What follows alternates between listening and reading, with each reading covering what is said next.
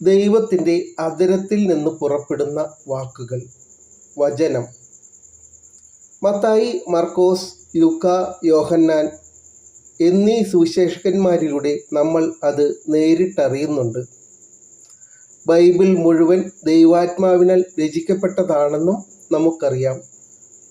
ദൈവം നമ്മോട് സംസാരിക്കാൻ ആഗ്രഹിക്കുന്നവയാണ് ദൈവവചനം. ആ ഒരു ചിന്തയോടെ വചനത്തെ സമീപിച്ചാൽ നമുക്ക് ലഭിക്കുന്ന ആശ്വാസം വലുതായിരിക്കും. വചനത്തെക്കുറിച്ച് 2-3 വചനങ്ങൾ നോക്കാം.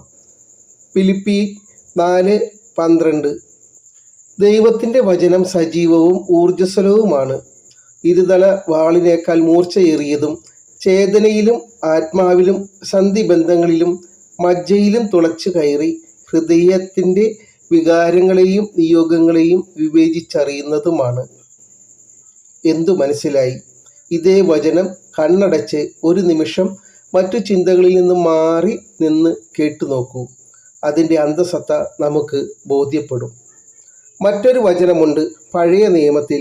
യെശയ്യാ 55:10-11. മഴയും മഞ്ഞും ആകാശത്തു നിന്നും വരുന്നു, അങ്ങോട്ട് മടങ്ങാതെ ഭൂമിയെ നനയ്ക്കുന്നു. അത് സസ്യങ്ങൾ മുളപ്പിച്ച് ഫലം നൽകി വിതയ്ക്കാൻ വിത്തും ഭക്ഷിക്കാൻ ആഹാരവും ലഭ്യമാക്കുന്നു. എൻ്റെ അധരങ്ങളിൽ നിന്ന് പുറപ്പെടുന്ന വാക്കും അങ്ങനെ തന്നെ. ഫലരഹിതമായി അത് തിരിച്ചു വരില്ല. പ്രത്യേകം നോട്ട് ചെയ്യേണ്ട ഒരു വാക്യമാണ് ഫലരഹിതമായി എന്നത്. ഒന്നുകൂടി പറയാം. വചനം ദൈവമാണ്.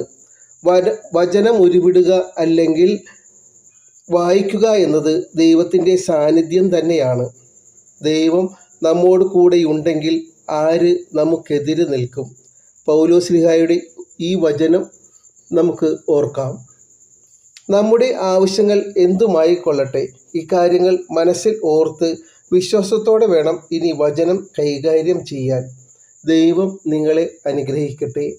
പിതാവിൻ്റെയും പുത്രൻ്റെയും പരിശുദ്ധാത്മാവിൻ്റെയും നാമത്തിൽ ആമേൻ.